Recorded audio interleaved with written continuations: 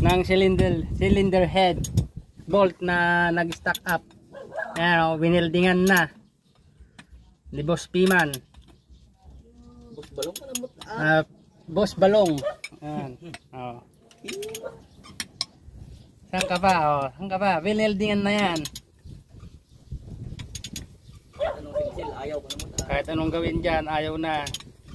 Ginawa welding. Nanguha kami ng ihe ng pang 155. Pinutol yung ulo ng 155 sa ihe. At tinugtungan na lang. Ayun. Kaya yung mga hindi nagkuha ng overheating dyan ng mga sasakyan nila, ayos nyo na. Yan. Ito yung isang boss namin. Saan ka pa?